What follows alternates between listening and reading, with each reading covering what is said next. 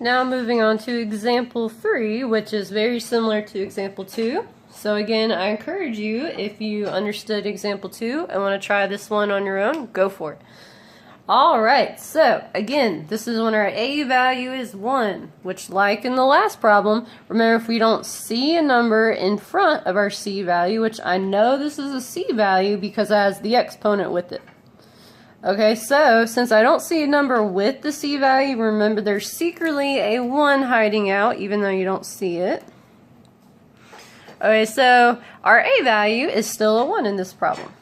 Alright guys, so we're going to get to graphing on this problem, but before we do that, first step, we need to figure out if this is a growth or decay problem, which that's dependent on our C value.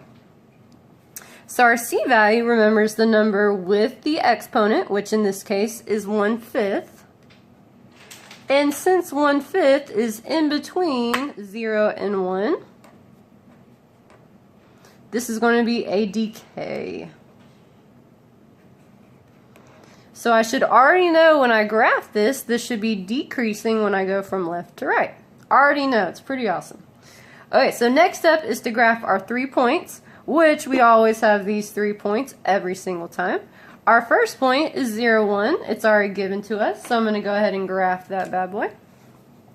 That's 0, 1. Okay, now 1C. So my X value is a 1, and my C value, okay, C is the number with the X, which we already said it's 1/5. So my next point is at 1, 1/5. So I go over 1, and on the Y, I'm just going to approximate 1/5 is just a smidge above 0. So I'm just going to go up just a little bit. Like so.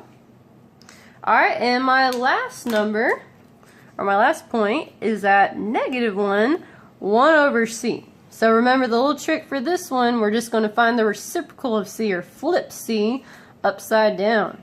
So my C value is 1/5. So the reciprocal, if I flip the 1/5 over, turns into 5 over 1, which is just 5. Okay, so when I flip that over, it's 5 over 1, which is simply 5.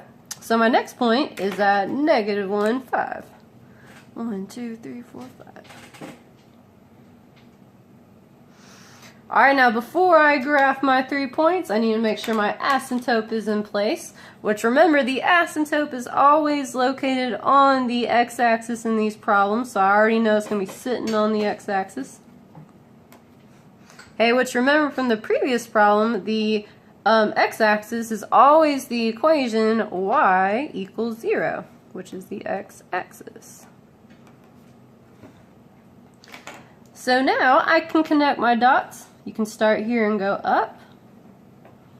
And then this side you get really close to the x-axis, but don't touch it. Like so. So there's our wonderful graph, which I'm going to name it Elsa, the exponential. Okay guys, so domain and range. If you haven't noticed already, for these problems your domain and range is always going to be the same thing. Okay, when they start moving around though, when we do transformations, they will change. So the domain and range is going to be the same as the last problem, but I'll go through it one more time. So domain, we look at the x-axis and we ask ourselves, how far left does it go and how far right does it go? Okay, so for how far left, even though it does not look like it, it will continue to get wider and wider, even though it doesn't look like it. So this is going to head to the negative infinity direction on the x-axis. And since we can't equal infinity, we put a parenthesis. Then we ask ourselves, how far right does it go? And it heads in the positive infinity direction on the x-axis. So I put positive infinity, and it cannot equal it, so I put a parenthesis. And then for inequality notation, since we go from negative infinity to positive infinity, that's just going to be all real numbers. All the numbers work. Yay! So x is all real. Alright, and then for the range, it involves the y-axis, and we ask ourselves, how low does the graph go? How high does the graph go? So first up, how low does the graph go on the y-axis? Okay, so if you notice, the lowest y value gets super close to 0, but it does not touch 0.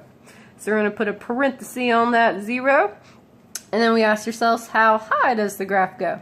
It shoots off to infinity and beyond with Buzz Lightyear in the positive infinity direction. And it cannot equal infinity, so we put a parenthesis. And like before, the range involves the y, and we know it's associated with the 0.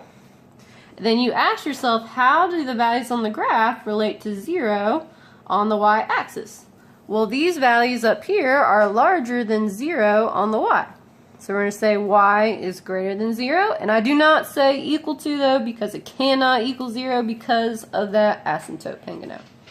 And that would be our domain and our range. And that's it for that problem.